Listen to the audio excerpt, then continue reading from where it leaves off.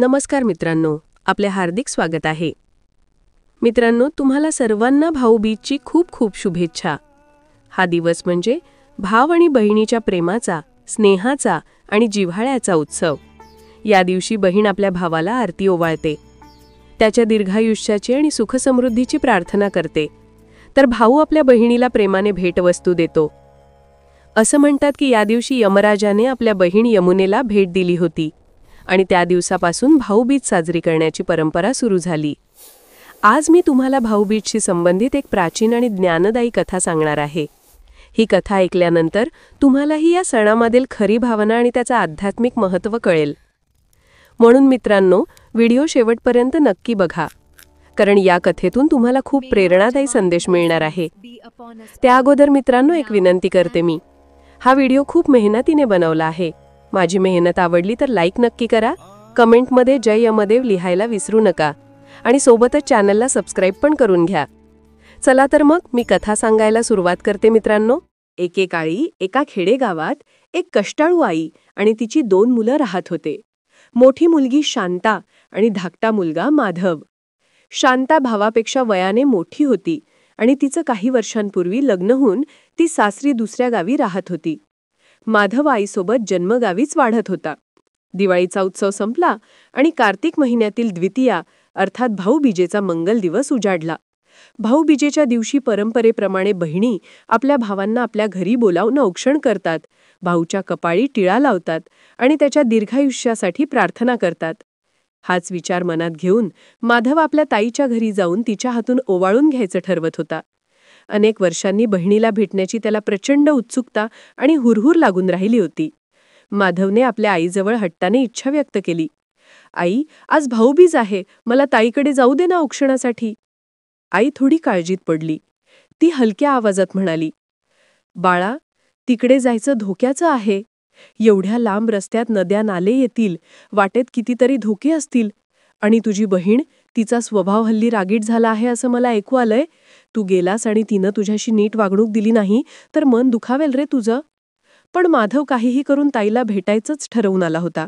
तो ठामपणे म्हणाला, आई, कितीतरी वर्ष झाली ताईला पाहिलं नाही. ती कशी असेल? भाऊबीजेच्या दिवशी भाऊ बहिणीकडे नाही गेला तर बहिणीचं मन तुटतं. माझी ताई माझी नक्की वाट बघत असेल, मी तिच्याकडे जाईनच. मुलाच्या आग्रहापुढे शेवटी आईने हार मानली. तिने काळजीने त्याच्या माथ्यावरून हात फिरवला आणि मऊ सुरात म्हणाली, बरं, जा, पण लवकर परत ये. आणि हो, नीट काळजी घे स्वतःची. माधव आपल्या बहिणीच्या गावी जाण्यास तयार झाला. सकाळच्या कोवळ्या उन्हात त्याने प्रवास आरंभ केला. रस्ता खूप लांब आणि कठीण होता. वाटेत दाट गर्द झाडी होती, तर कुठे ओसंडून वाहणारे ओढे नाले होते. माधव निर्धाराने चालत राहिला. काही कोस चालल्यानंतर तो एका मोठ्या नदी किनारी येऊन पोहोचला. पावसाळ्यातील पुरामुळे नदीचा प्रवाह प्रचंड वेगवान झाला होता. लोंढे उसळत होते आणि पाण्याचा गडगडाट दूरपर्यंत ऐकू येत होता. त्या अफाट प्रवाहासमोर क्षणभर माधवचा आत्मविश्वास ढळला. इतक्यात अचानक नदीच्या लाटांमधून एक गंभीर आवाज आला, जणू नदीच स्वतः बोलत होती. थांब मानव, पुढे येऊ नकोस. मी तुझा अंत करण्यासाठीच ओसंडून वाहते आहे. माझ्या लाटान पडल्यावर तू बुडून जाशील. माधव घाबरला खरा, पण त्याने धीर एकवटला. दोन्ही हात जोडून तो मोठ्याने म्हणाला, नदीमाई, कृपा करून मला आत्ताच बुडवू नकोस. मी इतक्या वर्षांनी माझ्या ताईला भेटायला चाललो आहे. तिला सुखरूप पाहिल्यावरच परत येईन. परतीच्या प्रवासात तुला वचन देतो, तुझ्यासाठी सुंदर ओढणी अर्पण करीन. पण आत्ता मला जाऊ दे, ही विनंती. माधवची प्रामाणिक याचना ऐकून नदीचा प्रवाह जणू थोडा मंदावला. काही लाटा खाली उतरल्या आणि लहानसा मार्ग दिसू लागला. नदीने काही काळासाठी त्याला वाट मोकळी करून दिल्यासारखे वाटले. माधवने संधी साधली. त्याने नदीवरचे लाकडी फळ्यांचे अरुंद पूल आणि दगडी विश्रांती वाट सराईतपणे पार केले. मागे वळून पाहतो तर काय, नदी परत गरजायला लागली होती, पण तोपर्यंत तो सुरक्षित दुसऱ्या किनाऱ्यावर पोहोचला होता. नदी पार करून माधव पुढे जंगल वाटेला लागला. काही अंतर चालल्यावर एका नागमोडी पायवाटेवर अचानक त्याचा सामना मोठ्या काळ्या नागाशी झाला. नाग फणा काढून आडवा झाला आणि फुसकारू लागला. त्याचे तेजस्वी डोळे आणि फुसकाऱ्यातून टपकणारे विष बघून माधवची गाळण उडाली. नागाने फणा आणखी उंचावत फुसकार करत इशारा दिला, थांब मानव, पुढे जाऊ नकोस. मी तुझा काळ म्हणून तुझ्या वाटेत उभा आहे. आत्ता माझा विषारी दंश तुला संपवेल. माधवच्या अंगातील त्राण निघाल्यासारखे झाले. पाय थरथरू लागले. पण तो ही परीक्षा देखील पार करायचाच निर्धार करून आला होता. मन घट्ट करून तो मातीवर नाक घासणार इतका वकला आणि नम्र स्वरात नागाला म्हणाला, नागदेवा, माझ्यावर कृपा कर. मी एकदा माझ्या ताईला भेटून परत येऊ दे. इतक्या वर्षांनी माझी ताई मला पाहण्याची वाट बघत आहे. परतीच्या वाटेनं येताना तुझ्यासाठी दूध भरलेला कटोरा अर्पण करीन आणि मग तुम्हाला निसंकोच दंश कर. पण आत्ता मला जाऊ दे, ही विनंती. आश्चर्यकारकरित्या नाग क्षणभर स्तब्ध झाला. जणू त्याला त्या भावाबद्दल दया आली. त्याने आपला फणा थोडा खाली केला आणि आपली वाट मोकळी केली. झाडीतल्या सळसळीने तो हळूहळू नाहीसा झाला. सुटकेचा निश्वास टाकत माधव देवाचे आभार मानत पुढे निघाला. जंगल आणखी दाट आणि गर्द होत गेले. तसे सूर्यप्रकाश कमी झाला. पक्ष्यांची किलबिल बंद झाली. आजूबाजूला अंधारून आले. माधव सावध पावलांनी मार्गक्रमणा करत होता. इतक्यात दगडी वळणावरून अचानक एक भला मोठा वाघ घोर गर्जना करीत समोर आला. त्याच्या तोंडाला लाल रंगाचे चिरे व मिशा होत्या. ते भयानक रूप पाहताच माधवच्या हृदयाचा ठोका चुकला. मृत्यूचे तिसरे रूप बनून तो वाघ समोर ठाडा होता. वाघ मानवी भाषा बोलू शकत नसला तरी त्याच्या डोळ्यातून आणि धारदार नखांच्या प्रदर्शनातून सर्व काही समजत होते. आपल्या मार्गात सावड आलं आहे हे बघून तो हळूहळू घुरघुरत पुढे सरकू लागला. माधवच्या अंगातून थंड घाम फुटला. त्याचे पाय जणू जमिनीत खिळून गेले होते. पण तिसऱ्या संकटातूनही मार्ग काढायचा होता. शेवटचा आशा प्रकाश समोर ठेवून माधव दोन्ही हात वर करून गयावया करू लागला. वनराजा, आज मला बहिणीला भेटू दे. भेटून परत येताना मी स्वतः तुझ्या तोंडी पडेन. तू मला ठार करशील तेव्हा कर, पण आत्ता मला बहिणीच्या भेटीपासून वंचित ठेवू नकोस. जणू एखाद्या चमत्कारासारखे त्या रुद्र वाघाने क्षणभर थांबून मान टाकली. का कुणास ठाऊक, पण त्याने मागे फिरण्याचा निर्णय घेतला. जोरात एक डरकाळी फोडून वाघाने आपली दिशा बदलली आणि तो दाट झाडीत अदृश्य झाला. त्या 3 महाभयंकर संकटांना तात्पुरते पार करून माधव पुढे मार्गस्थ झाला. अखेरीस संध्याकाळचे सोनेरी रंग आकाशात पसरू लागले आणि माधव आपल्या बहिणीच्या गावी दाखल झाला. ताईचं घर त्याने दुरूनच ओळखलं. आनंदाने त्याचे हृदय उच्चंबळलं. तो धावत जाऊन तिच्या ओसरीत पोहोचला आणि घराबाहेरून जोरात हाक मारू लागला, ताई, अगं ताई, दार उघड. बघ, मी तुझा माधव आलाय. किती वर्षांनी तुला पाहतोय. त्याचा आवाज आनंदाने आणि प्रवासाच्या शिनाने थरथरत होता. घराच्या आत शांता छोट्या चरख्यावर सूत कातत बसली होती. तिने अचानक भाऊचा आवाज ऐकला आणि तिला विश्वासच बसला नाही. तिचा धाकटा भाऊ माधव तिला हाक मारत होता. ती आनंदाने उठली आणि दाराकडे धाव घेतली. पण तेवढ्यात दुर्दैवाने तिच्या हातातल्या चरख्याचा सूत अचानक तुटला. शांता थबकली. प्राचीन समजुतीनुसार सूत कातताना दोरा तुटला तर तो पुन्हा जोडण्याआधी बहिणीने तोंडातून शब्दही उच्चारावे नाहीत, अन्यथा भावाच्या आयुष्याला अपाय होतो, असा समज होता. त्या घट्ट बसलेल्या अंधश्रद्धेनं तिची जीभ आणि ओठ अकस्मात बंद झाले.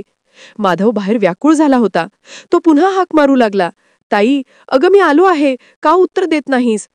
आतून कसलीही हालचाल किंवा आवाज आला नाही. बहिणीने आपली हाक ऐकूनही दार उघडत नाही हे पाहून तो अस्वस्थ झाला. काही क्षण वाट पाहून तो निराशेने पावलं मागे वळवायला लागला. शांताने घाईघाईने तुटलेला धागा परत गुंडाळून हाताने गाठी मारत जुळवला. हात थरथरत होता, पण अखेर धागा जोडला गेला. क्षणाचाही विलंब न करता ती दाराकडे झेपावली. दार उघडताच दिसलं की माधव म्लान चेहऱ्याने परत निघू पाहत होता. अरे थांब, माधवा, थांब की, ती मोठ्याने ओरडली. आवाज ऐकून माधव दचकला. मागे फिरल्यावर दारात त्याची ताई शांता उभी असल्याचे पाहून त्याला काय आनंद झाला म्हणून सांगू. तो देखील धावत तिच्याकडे गेला. बहिणीला कितीतरी वर्षांनी प्रत्यक्ष पाहून त्याच्या डोळ्यात अश्रू तरळले. शांताने दोन्ही हात पसरून भावाला भेटली. तिने प्रेमाने माधवचा हात तिचे हातात घेऊन आत खेचलं. अरे वेड्या, असा निघून चालला होतास? माझा भाऊ आपल्या ताईला भेटायला इतक्या वर्षांनी आलाय आणि मी कशी आनंदाने नाचत नाही. ती सुखद अश्रू ढाळत हसली. माधवच्या डोळ्यातूनही आसू ओघळले. तो भरल्या गळ्याने म्हणाला, ताई, मी हाक मारली तेव्हा तू उत्तर दिलं नाहीस. एक क्षण वाटलं आई बरोबर म्हणत होती, तुझे माझ्यावर प्रेम राहिलं नाही का काय? शांताने आपल्या ओल्या डोळ्यांनीच त्याला प्रेमाचा धीर दिला. अगदी थोड्या वेळासाठीच मी काही बोलू शकले नाही बाळा. मी तुला पाहून आनंदाने उडणार होते, पण हातातलं सूत कातणं अचानक तुटलं आणि मग मला काही क्षण गप्प राहावं लागलं. तू बाहेर निराश झालास ना, याची मला खूप खंत वाटते. मला माफ कर. माधव हलकेच हसला. ताई, तू माझ्यासाठी एवढं करतेस आणि मीच उलट तुझा गैरसमज केला. क्षमा कर. आता आपण आईला निरूप पाठवूया की मी सुखरूप तुझ्याकडे पोहोचलो आहे. शांताने पटकन मांडो लावली. ती भावाचा हात धरून आत घेऊन गेली. घर साधे पण आल्हाददायक होते. कोपऱ्यात देवघर आणि बाजूला स्वयंपाकघर. शांता आधीच भावाच्या स्वागतासाठी आसुसलेली होती. तिने काही दिवसांपासून जपून ठेवलेली ओवाळणीची ताटली बाहेर काढली. ताटलीत अक्षता, फुले, रोली, कुंकू आणि लहानसा दिवा तयार होता. ये बाळा, पाटावर बस इथे, शांता म्हणाली. माधव आदराने पाटावर बसला. शांताने लहानसा कापडी दिवा प्रज्वलित करून घेतला. भावाचा औक्षण करताना तिच्या डोळ्यात आनंदाश्रू उभे राहिले.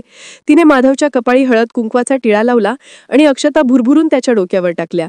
मनातल्या मनात देवाचा धावा करत ती भावाच्या उज्ज्वल दीर्घायुष्याची प्रार्थना करू लागली. माधवने देखील दोन्ही हात जोडून वडीलधाऱ्यांच्या आशीर्वादाची मनोमन याचना केली. औक्षण झाल्यावर शांताने माधवच्या हातात गोड लाडू ठेवला आणि पाण्याचा घोट दिला. भावाने तो लाडू तोंडात घातला आणि तृप्त हसला. वर्षानुवर्ष त्याला बहिणीच्या हातचं काही खायला मिळालं नव्हतं. आज त्या लाडवांच्या गोडव्याने त्याचे सर्व श्रम जणू नाहीसे झाले. ताई, अगं किती दिवसांनी तुझ्या हातचा प्रसाद खायला मिळाला, तो समाधानाने म्हणाला. शांता जणू स्वर्ग भरारी घेत होती.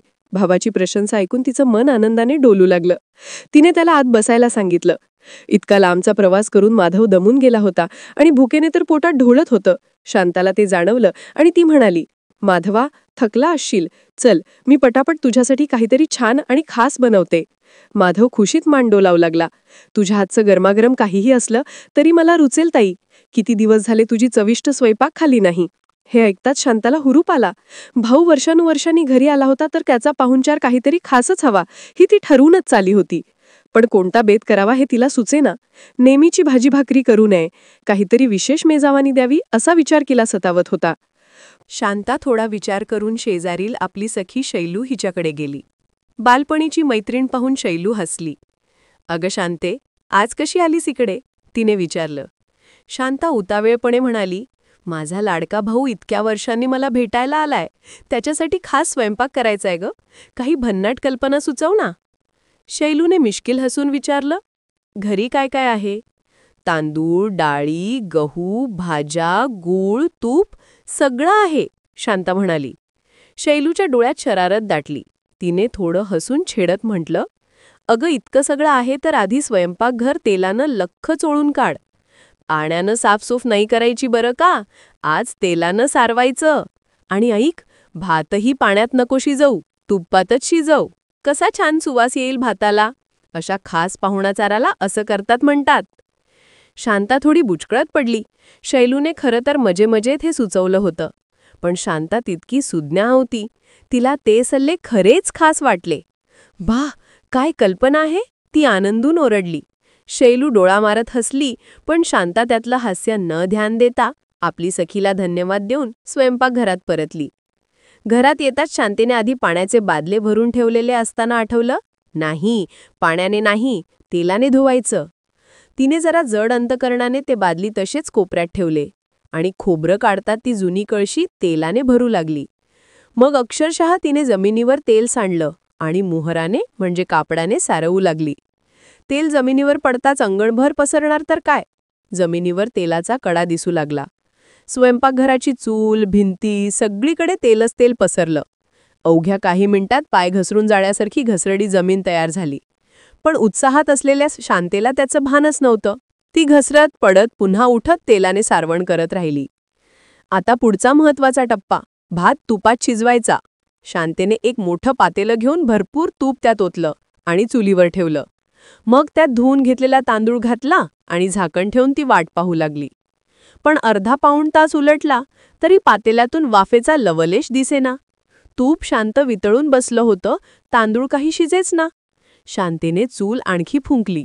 तूप थोडं गरम होऊन चुरचुरलं, पण तांदूळ तसेच कच्चे राहिले.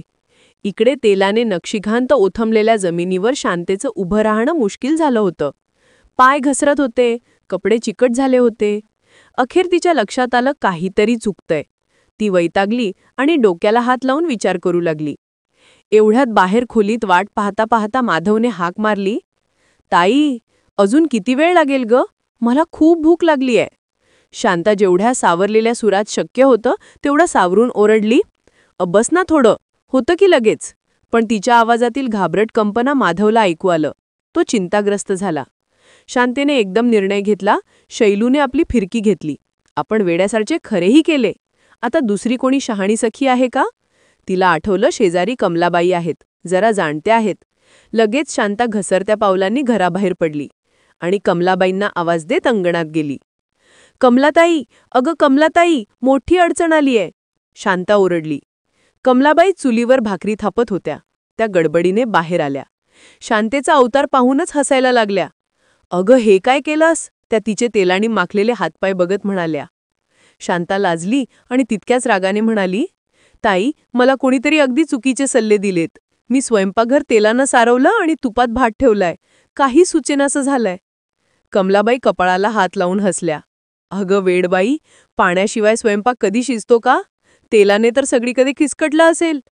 "म्हणजे तेलाने सारवू नाही होतं? भात तुपात नाही शिजत?"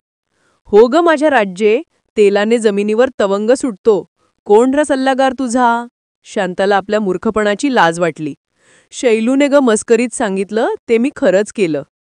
हे ऐकून कमलाबाई मोठ्याने हसल्या. "बरं बरं, आता वेळ गेलाय रडण्यात. घाईघाईने घरी जा. आधी तेल पुसून काढ चांगलं, मग पाण्याने धुवून घे आणि भाताचं नव्याने कर पाण्यात. आजचा घोटाळा कोणाला सांगून हसू होऊ देऊ नकोस हा माझ्या." शांताला जणू शहाणपण परत आलं. "ताई, आभारी आहे." एवढं म्हणत ती धावत स्वयंपाकघरात परतली. आत येताच शांतीने खिडक्या उघडल्या. मग एक जाड कपडा घेऊन जमिनीवरील चपचप केलेलं तेल शक्य तेवढं पुसून काढलं. अजूनही चिकटपणा जात नव्हता. तिने दांडळाची भुशी आणि राख जमिनीवर टाकली आणि पुन्हा पुसलं. हळूहळू तेलाचा तवंग निघाला. मग तिने स्वच्छ पाण्याने पूर्ण जमीन धुवून काढली. तेलाने चिकटलेला कोपरा स्वच्छ झाला आणि चूलही धुवून निघाली. एव्हाना तुपातला नासलेला भातही फेकून द्यावा लागला. शांतीने नवीन पाण्याचं भांडं चुलीवर ठेवलं आणि त्यात तांदूळ घालून भात शिजवू दिला. पाण्याच्या उकळ्या फुटू लागताच भाताचा सुखद वास दरवळला. तिने चटपट वांग्याची भाजी केली, डाळ शिजवून त्यात मसाले घातले, तर तव्यावर गरम फुलके आणि तूप घालून भाकऱ्या भाजल्या. गोडाला वेळ नव्हता म्हणून गूळ तुपाची चटणी करून ठेवली. जेवणाचा बेत तयार झाल्यात शांतीने मोठा सुटकेचा निश्वास सोडला. त्या धावपळीत बरीच उसंत गेली होती. भाऊची भूक चांगलीच चिरडली गेली असेल हे तिला प्रकर्षाने जाणवत होतं. "माधवा, ये रे, जेवण तयार आहे," तिने आग्रहाने हाक मारली. बाहेर बेचैनपणे थांबलेला माधव अक्षरशः धावतच आत आला. स्वयंपाकघरात पाऊल टाकताच गरम वाफा आणि चौर सुगंधाने त्याचं स्वागत झालं. शांतीने जमिनीवरच 2 ताटं घालून पाट मांडला होता. "या या, बसा हो इकडे," ती अदबीने म्हणाली. माधवने स्वच्छ हातपाय धुवून आल्यावर पाटावर स्थान घेतलं. शांतीने भरभर वाढायला सुरुवात केली. मौशार भात, वरून साजूक तुपाची फोडणी, सुवासिक वांग्याची भाजी, गरम डाळ आणि कवळ्या भाकऱ्या. सोबतीने गुळतुपाची चटणीही ठेवली. माधवने पहिला घास घेतला तसा समाधानाने डोळे मिटले. "वाह ताई, किती चविष्ट जेवण केलंस," तो भरल्या तोंडाने म्हणाला. खरं तर तो इतका भुकेला होता की काहीही चांगलं लागलं असतं, पण शांतेच्या हातची चव त्याला लहानपणीची आठवण करून देत होती. शांता भावाला भरवत होती, कौतुकाने त्याला बघत होती. त्या दोघांना किती दिवसांनी असं एकत्र बसून जेवायला मिळालं होतं. माधवही तृप्तीपणे पोट भरू लागला. आजूबाजूला निःशब्द शांतता होती. फक्त चुलीतील लाकडांचा आणि जेवणाच्या वासाचा फुलोरा होता. जेवण आटोपल्यावर माधवने पाण्याचा घोट घेतला आणि पोटभर दकार दिला. "ताई, मज्जा आली तुझ्या हातचं जेवायला," तो समाधानाने म्हणाला. शांतेला ते ऐकून धन्य वाटलं. दोघेही मोकळ्या अंगणात जाऊन एका खाटेवर पसरले. डोक्यावर संध्याकाळचे लालभोर आभाळ होतं आणि आजूबाजूला पारिजातकाचा घमघमाट पसरला होता. भोवतालच्या शांत वातावरणात भाऊ बहिणींच्या गप्पांचा सूर लागला. माधवने आईची आणि गावची खबरबात सांगितली. शांतेने आपल्या संसाराचे सुखदुःख सांगितले. अशा गप्पा मारत मारत रात्र कधी झाली दोघांनाच कळला नाही. त्या रात्री शांतीने भावासाठी एक खाट मोकळी करून दिली. तिने घरातलं एकमेव पातळ स्वतःजवळ ठेवून भावाला जाड चादर आणि उशी देऊन साळ्या सुखसोयी केल्या. आपला भाऊ एवढ्या वर्षांनी शेजारी निजला आहे हा विचार करताच शांता लहान मुलासारखी आनंदी झाली. माधवही इतक्या वर्षांनी बहिणीच्या हातची सेवा मिळाल्याने आभाराने तिच्याकडे पाहिलं. "शुभरात्री ताई," तो हसून म्हणाला. "शुभरात्री बाळा." शांतीनेही डोळे मिटले. पाहता पाहता दोघांना गाढ झोप लागली. आयुष्यभर लक्षात राहावी अशी सुंदर रात्र भाऊ बहिणींनी शांततेत एकमेकांच्या सहवासात काढली. असेच आनंदाचे 4 दिवस गेले. माधव आणि शांता जणू पुन्हा एकदा बालपणीत रमून गेले होते.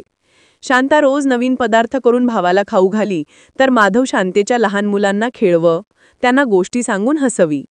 भावंड बागेत फिरायला जात आणि जुन्या आठवणी काढत खूप हसत. आयुष्याच्या सर्व विभावरी विसरून ते दोघे त्या 4 दिवसांच्या आनंदात जगले. मात्र अखेर विरोपाची वेळ जवळ आली. आईने गावाहून निरोप पाठवला की लवकर परत ये, इकडे काळजी वाटतेय. माधवलाही आता आईची ओढ लागली होती. शिवाय शेती शिवाराची कामं त्याला खुणावत होती. एके दिवशी माधव संकोचत शांतेजवळ गेला. तो हळूच म्हणाला, ताई, आता मला परत जावं लागेल. आई घरी एकटीच आहे, माझी वाट पाहतीये. क्षणभर शांतीचा चेहरा उतरला. इतक्या वर्षांनी भेटलेल्या भावाला परत पाठवायची वेळ आलेली पाहून तिला वाईट वाटलं, पण लगेच तिने स्वतःला सावरलं. ती हसत म्हणाली, बरोबर आहे, आई वाट बघत असेल तुझी. माझा भाऊ इतके दिवस माझ्यासोबत होता याचं मला खूप समाधान आहे, पण आईचीही काळजी करून बाळाला परत जावं लागणार. ती थोडं थांबून पुढे म्हणाली, तू पुन्हा लवकर येशील ना? पुढच्या भाऊबीजेला नक्की ये बरं का. दरवर्षी यायला हरकत नाही माझ्या राजाला.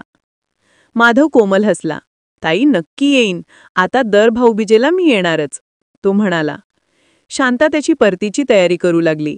भावाचा असा आग्रह पाहून तिच्या मनात प्रेम दाटलं. तिने आनंदाने खणातून गहू काढले. पहाटे उठून जात्यावर गहू दळायला घेतले. भावाच्या परतीच्या प्रवासासाठी तिने भरपूर लाडू बांधून द्यायचे ठरवलं. पहाटेचा अंधूक काळोख होता. सगळे अजून गाढ झोपले होते. शांता दिवेलाई करून आपला जातं फिरवू लागली. जात्याच्या घर्रघर्र आवाजात तिला स्वतःचेच विचार ऐकू येत नव्हते. एवढ्यात कधी नव्हे तो जात्यात काही अडलं गेल्यासारखं वाटलं. तिने थांबून पाहिलं तर काही दिसेना. आणखी जोर लावून जाते फिरवलं. क्षणभर जात्याचा दांडा थांबल्यासारखा वाटला, नंतर पुन्हा सुरू झाला. शांता दळतच राहिली. पण त्याच अर्धवट प्रकाशात तिला एक भयंकर गोष्ट त्याच्या लक्षातच आली नाही. धान्याच्या ओझ्यात एक विषारी साप शिरला होता. जात्याच्या निखळणाऱ्या पृष्ठभागात आणि दळणाच्या लगबगीत तो साप अक्षरशः भरडला गेला. गव्हाच्या पिठात त्या सापाचे बारीक तुकडे, रक्त आणि विष मिसळलं गेलं.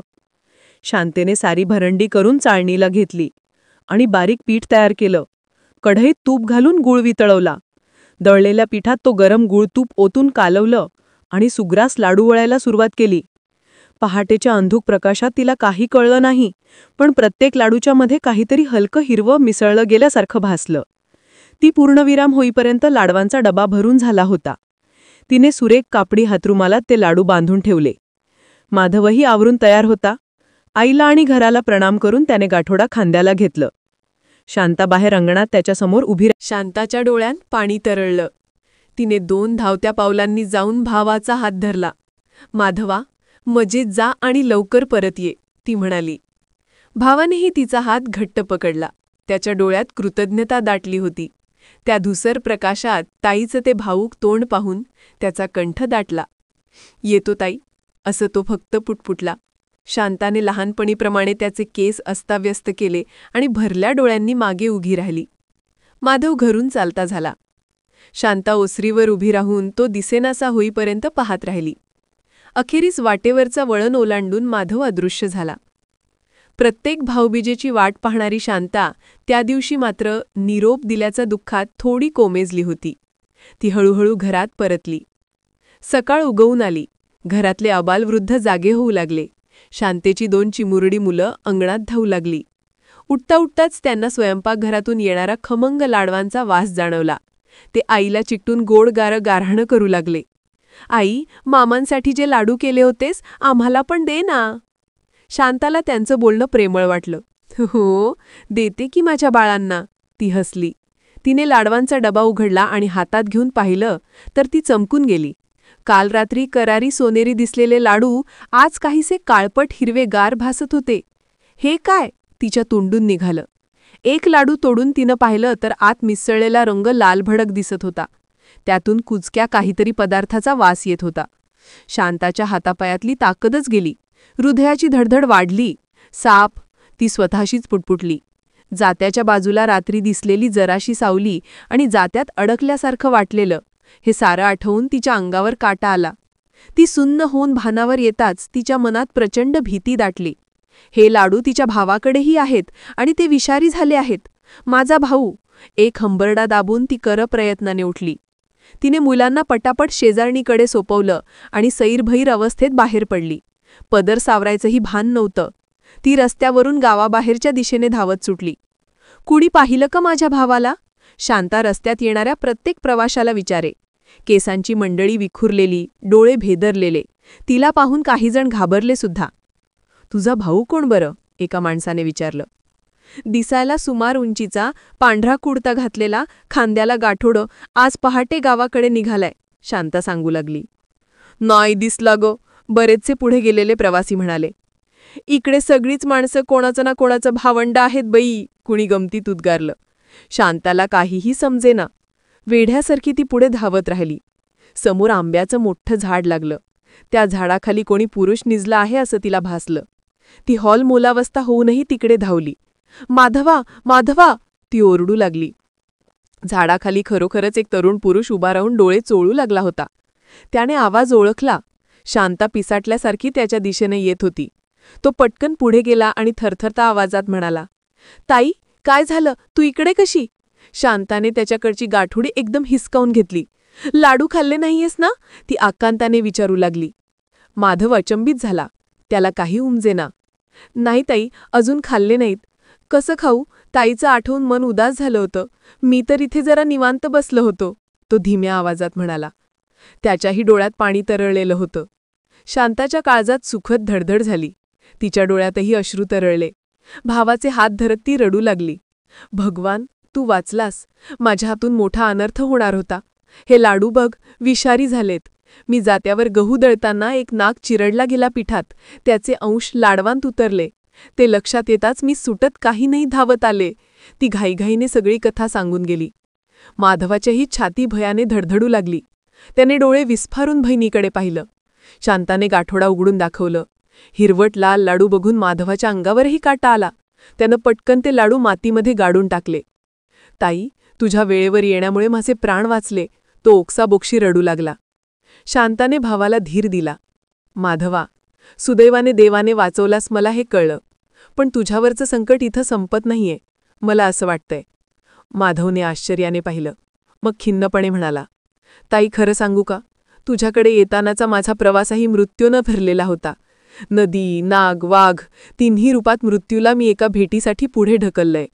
ते सगळे माझी वाट पाहत असतील आता परतीच्या वाटेवर. शांताने स्तब्ध मनाने ऐकलं. तिला काही क्षण सुचेना, पण ती भानावर आली आणि माधवाचा हात हातात घेऊन दृढ सुरात म्हणाली, भाऊ, मग आता तू एकटाच परत जाणार नाहीस, मी येते तुझ्यासोबत. माधवने आश्चर्याने बहिणीकडे पाहिलं. पण तुझं घर, तुझी मुलं, तो पुटपुटला. तू सुखरूप असणं यासारखं दुसरं महत्वाचं काहीच नाहीये माझ्यासाठी, शांता ठामपणे उद्गारली. दोघंही गावात परत फिरले. शांता घाईने घरी आली. तिने शेजारणीला 2 दिवस मुलांकडे लक्ष ठेवायला सांगितलं. माधवाच्या चेहऱ्यावर प्रश्नचिन्ह होतं, पण ती काही बोलली नाही. तिच्या डोळ्यांतील गंभीर भाव पाहून तोही निशब्द राहिला. घरात शांता काही तयारी करू लागली. माधवने विचारलं, ताई, कशाची तयारी करतेस? शांताने कपाट उघडून एक सुंदर रेशमी ओढणी काढली आणि अलगद दुमडून पिशवीत ठेवली. मग स्वयंपाकघरातून पितळेचं लहान भांडं घेऊन त्यात भरपूर गोड दूध भरलं. थोडंसं दूध ओतताना तिचे हात थरथरत होते. शेवटी अंगणात जात तिने रोजच्या पळवाटेवरून हाडमांस विकणाऱ्या कुटुंबाकडून एक ताजा मांसाचा तुकडा विकत घेतला. माधव हे सारं पाहून अचंबित झाला. ताई, हे सगळं कशासाठी? शांताने धीराने समजवलं. भाऊ, नदीला तू ओढणीचं वचन दिलं होतंस ना, ही ओढणी तिच्यासाठी. नागाला दूध देतो म्हणालास, हे दूध त्याच्या अर्पणासाठी. आणि त्या वाघाला जरी तू काही कबूल केलं नव्हतंस ना, तरी त्याचं तोंड बंद करायला हा मांसाचा तुकडा. माधव आवाक जाऊन पाहत राहिला. त्याच्या ताईचा धीर, जिद्द आणि प्रसंगावधान पाहून तो थक्क झाला. इतक्यात शांताच्या पायाशी तिची लहान मुलं येऊन बिलटली. आई, तू आम्हाला सोडून कुठे जातेस? लहानगी लेक बोलली. शांताचं काळीच तुटलं, पण तिने डोळ्यातलं पाणी आवरलं.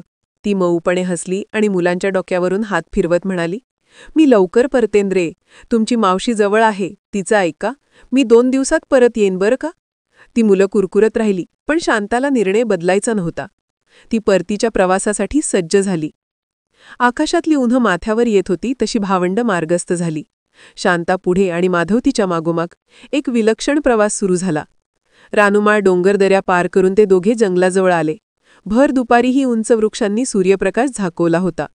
शांता सज्जवती आणि माधव सावध. अचानक झाडी हलली आणि मागे सोडलेला तोच वाघ गर्जना करीत समोर आला. आपल्या भक्ष्यावर झडप घालण्याच्या बेतात त्याने उडी मारलीच होती, पण शांताने क्षणार्धात आपल्या पिशवीतून मांसाचा तुकडा काढून बाजूला फेकला. गर्जना करणारा वाघ क्षणभर स्थिर झाला. ताज्या मांसाचा वास त्याच्या नाकात भरला. त्याने वळून त्या मांसावर झडप घातली. काहीतरी लचके तोडत खाण्यात तो गर्क झाला आणि शांता आणि माधव निसटून पुढे गेले. थोडा अंतर चालून झालं तसे एक उघडवागड जागा लागली. माथ्यावर सूर्य तळपत असल्याने माधव घाम पुसत चालला होता. इतक्यात त्याला काही पावलांवर नागोबाची गुणगुण ऐकू आली. मागे तोच भला मोठा नाग फणा काढून तयार होता. प्राणविसर्जनासाठी या ठिकाणी तो दबा धरून बसल्याचे पाहताच माधव पुन्हा एक वार खजील झाला. पण यावेळी शांता निर्धास्त होती. ती चटकन पितळी भांडं पुढे घेऊन सरसावली. त्या पितळेच्या लाटीत गार दूध भरलेलं होतं. शांताने खाली बसून तो कटोरा नागाच्या पुढ्यात ठेवला. मनातली श्रद्धा नेमकी शब्दात रूपांतर झाली. हे नागदेवता, आपण माझ्या भावाला परवानगी दिली त्याबद्दल धन्यवाद. हे दूध तुमच्यासाठी अर्पण करते. प्या आणि तृप्त व्हा. त्या मुलीच्या शब्दातला आदर नागालाही जाणवला का कोण जाणे. त्याने हळूहळू फणा खाली घेतला. काठावर ओघळणारं दुधाचं एक थेंब त्याच्या जिभेला लागला आणि तो दूध पिऊ लागला. काही वेळात दूध संपवल्यावर नाग तृप्त दिसला. तो बाजूला निघून गेला. शांताने दोन्ही हात जोडून नागाला नमस्कार केला आणि पिशवी उचलून माधवाचा हात धरला. दोघेही सावधपणे पुढे चालू लागले. नाग अजिबात पाठलाग न करता समोरच्या जुडपात नाहीसा झाला. आता एकच संकट बाकी होतं, ती रौद्र नदी. तिकडे दूरवरूनच पाण्याचा आवाज ऐकू येऊ लागला. श्रावणातला पाऊस चव्वीकडे झालेला असल्याने पाणी सकाळपेक्षा वाढलेलंच होतं. दोघे नदीपाशी पोहोचले तर खरंच पाणी खवळलेलं होतं. चढत्या लाटांची भीतीने माधव दचकलाच. तो शांताला कुजबुजला, ताई, नदी पार कशी करू? पाणी खूप आहे. शांताने त्याच्या खांद्यावर प्रेमळ हात ठेवला. तू थांब, मी पाहते काय करता येईल. तिने आपल्या पदरातून निळी रेशमी ओढणी काढली आणि दोन्ही हातात पकडून नदीच्या दिशेने उंच धरली. हे नदी माते, मी वचन दिलं होती ती ओढणी आणली आहे. माझ्या भावाला सुखरूप परत जाऊ दे. ती मोठ्याने मनापासून उद्गारली. त्या सागरासारख्या संतापलेल्या प्रवाहात जणू कोणी स्त्रीप्रमाणे मूर्ती उभी असल्यासारखी भासली. हळूहळू उसळणाऱ्या लाटा खाली उतरू लागल्या. पाण्याचा प्रवाह मंदावला. शांताच्या चेहऱ्यावर आशेची लकेर उमटली. तिने ओढणी पाण्यावर सोडली. ओढणी पाण्यावर तरंगत मधोमध गेली. एकाएकी ती वाहत पुढे गेली आणि नदीच्या दुसऱ्या तीराला चिकटली. नदीने जणू ते वस्त्र आपलं मानून स्वीकारलं. आता प्रवाह खूप कमी झाला होता. पाण्यातले मधले दगडही वर आले. शांता आणि माधवचा उत्साह दुणावला.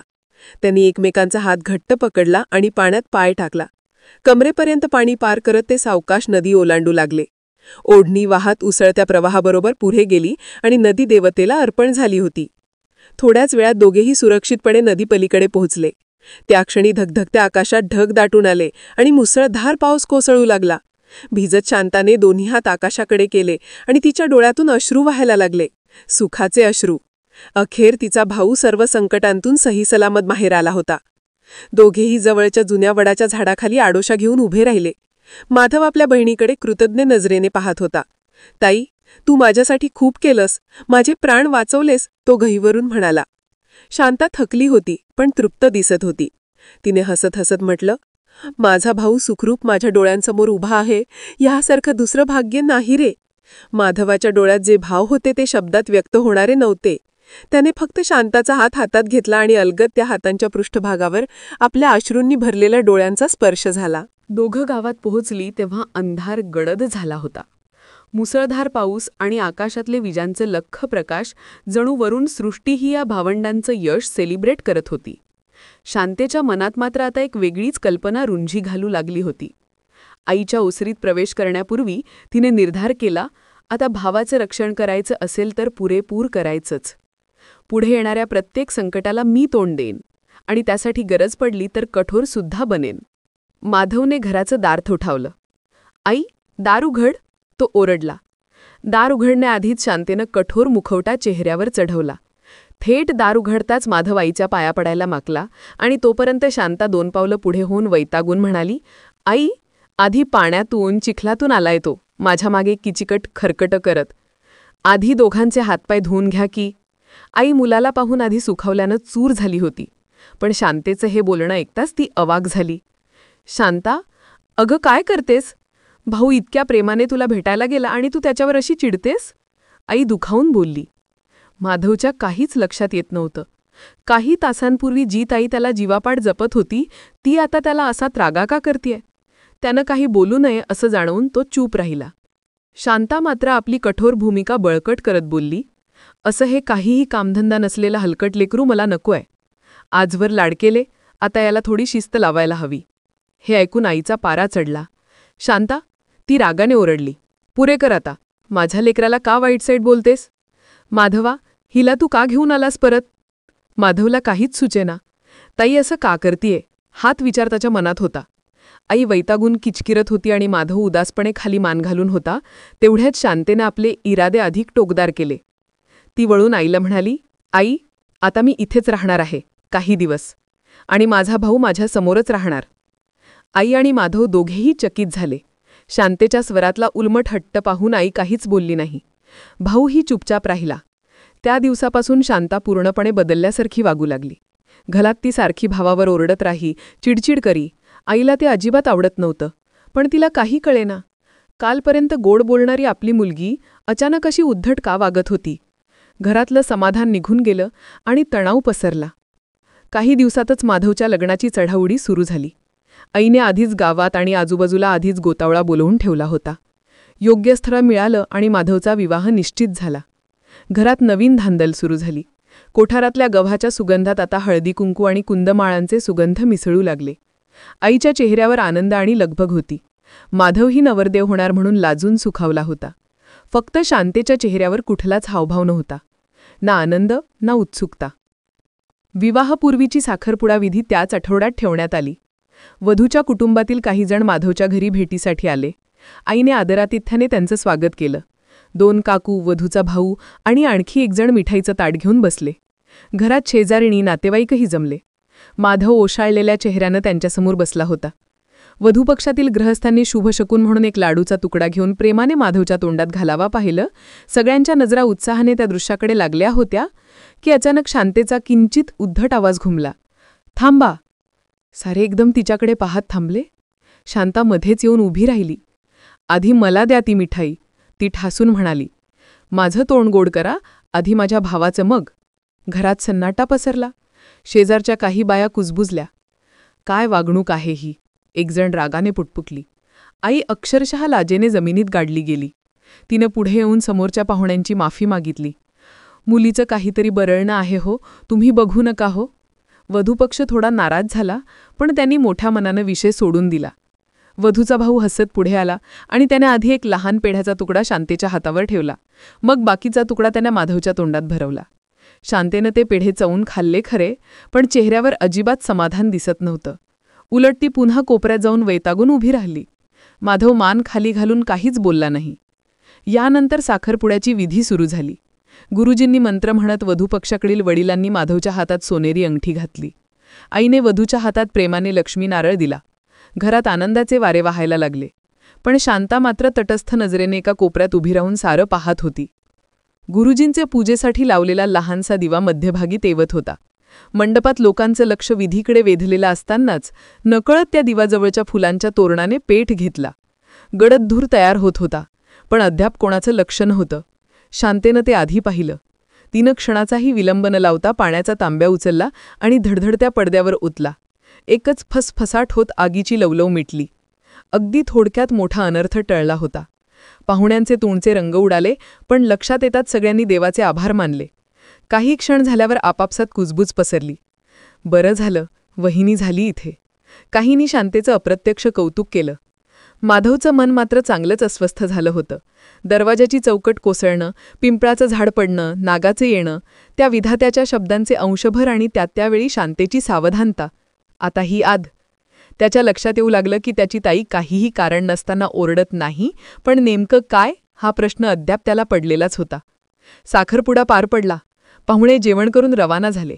आईने सुटकेचा श्वास टाकला, पण तिच्या चेहऱ्यावर शांतेच्या वागण्याची खंत स्पष्ट जाणवत होती. माधव काही बोलला नाही. अखेर विवाहाचा शुभदिन उजाडला. मंडप उठला, दारात तोरण बांधलं गेलं. वाजिंत्री मुलबाजी वाजू लागली. घोडा सजला, वरातीची लगबग झाली. माधव वरवेशात घोड्यावर स्वार झाला. लग्नघरात सुवासिनींनी त्याचं ओवाळून तिलक केलं. वरात निघायची वेळ होत आली. माधव घोड्यासकट आपल्या घराच्या मुख्य दरवाजाकडे वळला. वरातीचे बाकी लोकही गाजे बाजे वाजवत नाचत दाराजवळ आले. तेवढ्यात शांतेचा खणखणीत आवाज घुमला. थांबा! सगळे चकित झाले. शांता समोर येऊन मुख्य दरवाजाची चौकट अडवून उभी राहिली. ह्या दरवाजाने वरात पुढे जाणार नाही, ती ठामपणे म्हणाली. आईचा पारा चढला. शांता, तू सारखा का विघ्न आणतेस? हट्ट सोड, ती चिडून म्हणाली. पण शांतेने कोणाचेही न ऐकता हट्ट सुरूच ठेवला. ह्या दरवाजाने वरात गेली तर अनर्थ होईल, ती ठासून ओरडली. कोणाचेही पटेना, पण शांतेचा आवेश पाहून काही ज्येष्ठ म्हणाले, ठीक आहे, हिचा शब्द पाळू, चला या मागल्या दरवाजानं. माधवचा घोडा वळवला गेला आणि वरात मागच्या अंगणातून गल्ली बाहेर पडली. शेवटचा वरातीमधला माणूस घराच्या मागच्या दरातून बाहेर पडताच अचानक पुढच्या दरवाजाचा जीर्ण लाकडी कापा आणि फळकुटांसकट जोरात भुई सपाट झाला. प्रचंड आवाज झाला आणि धुरळा उडाला. क्षणभर सगळे सुन्न झाले. जिथून वरात जायला नकार दिला होता त्या पुढच्या दर्शनी दरवाजाची अशी अचानक पडझड पाहून सगळेच थक्क झाले. जर वरात तिथून गेली असती तर नेमक्या त्या क्षणी संपूर्ण दरवाजा कोसळून अनेकांना इजा झाली असती आणि कदाचित नवळ्याला, माधवलाही देखील. सगळ्यांच्या नजरा हळूहळू शांतेकडे वळल्या. काहींनी डोळ्यांनीच तिला दाद दिली. शांतेनं मात्र अजूनही रागीट आविर्भाव केला होता. ती काही न बोलता वरातीच्या मागे जाऊन मिळाली. वरात आता गावाबाहेर पडली. समोर वाजत गाजत बँड आणि मागे नाचत विहरत नातेवाईक. सगळे आनंदी होते. मधूनच पडलेला अपशकूनही टळल्याने प्रत्येकाने देवाचं नाव घेतले होते. रस्त्यात अर्ध्या टप्प्यावर लाकडी पेटिका, तंबू होते. वरातीतले जण घामाने डबडबले होते आणि एका ठिकाणी मोठा पिंपळाचं झाड सावली धरून वाकडं झालेलं होतं. काही मंडळी म्हणू लागली, इथेच विसावूया 5 मिनिटं, पाणी पिऊया, घोड्यालाही विसावा द्यावा. सगळे तिथेच थांबले. घोड्यावरचा माधवही खाली उतरला. शांता थोडी मागे होती. तिनं पाहिलं, वरातीचे सगळे लोक पिंपळाखाली बसले आहेत. काल विधाता माईनं सांगितलेला दुसरा धोका तिच्या डोळ्यासमोर तरळला. तिनं एखाद्या वाघणीसारखी झेप घेतली आणि पुन्हा ओरडली, इथे बसू नका, उठून सगळे मोकळ्या जागी चला. सर्वजण वैतागले. अगं पुन्हा काय झालं? कोणी चिडून बोलले. शांता काहीही ऐकायच्या मनस्थितीत नव्हती. या झाडाखाली थांबलात तर ते अंगावर पडेल, ती सुस्पष्ट बजावू लागली. एक ज्येष्ठ काका सावध झाले. त्यांनी आजूबाजूला पिंपळाचं पारखून पाहिलं. झाड बराच वाकलेलं आणि काहीशी सडलेली फांदीही दिसत होती. त्यामुळे त्यांनीच विचारले, जागा बदलूया का? चला, तिकडे मोकळ्या जागेत बसूया. इतरांनीही माना डोलावल्या. सारेजण सावकाश उठून झाडाजवळून थोडं दूर गेले. काही क्षण झाले नसतील एक जोरात कडकडाट झाला आणि त्यांचा भल्या थोरल्या पिंपळाचा मोठा बुंदा तुटून जोरात तिथेच खाली कोसळला, जिथे ते क्षणभर आधी बसले होते. गर्द धूर आणि पानांची चळत उडाली. लोकांनी बापरे, देवा असे उद्गार काढले. वरातीतले सारे लोक आता अचंबित झाले. काही क्षणांपूर्वी जी वेडी वाटत होती ती शांता आता त्यांना साक्षात देवदूत भासत होती. समोर पिंपळाची जड फांदी जमिनीवर कोसळून अस्ताव्यस्त तुटली होती. माधवने दूर उभं राहून ते दृश्य पाहिलं आणि त्याच्या हृदयाचा ठोका पुन्हा चुकला. बहिणीने पुन्हा एकदा त्याचा जीव वाचवला होता. तो नकळत देवाचे आणि ताईचे आभार मनात व्यक्त करू लागला. शांता मात्र अजूनही उग्रपणे श्वास घेत दूर पाहत होती. विवाहाचा तांडा अखेर वधूपक्षाच्या घरी पोहोचला. शांतेने एक पायपुसणीचा आव आणला होता, पण मनोमन ती प्रत्येक पावलावर सावध होती. तिने मंडप चाचपला. सर्व ठीक वाटत होतं. थोड्याच वेळात माधव आणि वधूचं लग्न लावलं गेलं. सनईचे सूर, मंगलाष्टकांचे स्वर आणि फुलांच्या सुगंधात दोघांनी एकमेकांचे हात हातात घेतले. त्या पवित्र क्षणी भाऊ आणि बहीण दोघांनीही अग्नीला साक्ष राखून प्रार्थना केल्या. भाऊने सुखी संसाराची तर बहिणीने भावाच्या दीर्घायुष्याची. 7 फेऱ्यांचा सोहळा सुरू झाला. वर वधू एकमेकांचे हात हातात घेऊन अग्नीची प्रदक्षिणा करू लागले. 5व्या फेरेदरम्यान शांतेला पुन्हा काहीतरी हललेलं जाणवलं. तिची नजर जमिनीवर फिरली. एक लहानसा नाग झाडाच्या दांडीशी रांगत आहे. त्या फणायुक्त नागानं सरळ मंडपात येऊन वराच्या पायाला विळखा टाकायचा प्रयत्न केला. शांतेनं ते एकदम पाहिलं. ती किंचाळली, नाग थांबा, आणि वधूचा हात सोडवून तिने क्षणार्धात माधवला मागे ओढलं. दुसऱ्या हातानं तिने जमिनीवरचा जाड दंडूक उचलला आणि एक प्रचंड फटका सापाच्या माथी घातला. नाग फुचकारत खाली पडला. त्याची शेपटी आखडली आणि तडफडत जाऊन थेट होमाच्या पवित्र अग्नीत पडली. जळतं काटकुळे अंग आगीच्या ज्वाळांमध्ये गडप झालं होतं.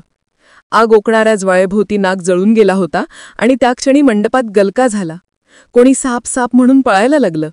गुरुजी मंत्र सोडून दचकले. नववधू तर घाबरून कोसळवायचीच बाकी होती. सगळ्यांच्या लक्षात आलं की साप संपलाय आणि कोणालाच दुखापत नाही. आता पुन्हा नजरा शांतेकडे वळल्या. डोक्यावर पदर घेतलेली ती नवयुवती काठी हातात घेऊन भिंतीला टेकून उभी होती. डोळ्यांत हुशारी, चेहऱ्यावर करारीपणा. माधव ते दृश्य पाहून एखाद्या भुजंगासारखा फुसफुसला. भावनांचा बांध फुटून तो पुढे होऊन शांतेला मिठी मारायचा इतका आसुसला, पण तो काहीच करू शकला नाही. शांता मात्र पुढची भूमिका वठवत लगोलग खेकसली. इथल्या मांडववाल्यांनी नीट जागा तपासून बघितली नाही वाटतं. साप चावला असता तर की मुद्दाम सोडले होते. तीच ती शांता आता पुन्हा लोकांवर रागावू लागली होती. मंडपातली मंडळी जरा सावरली. सासूरवाशिणी आणि काही नातेवाईकांनी तिला शांत राहण्यास सांगितलं. मारलेला साप लोकांनी बांबूने उचलून बाहेर टाकला. लग्नविधी पूर्ण झाले खरे, पण नवरा नवरीच्या मनावर बराच ताण होता.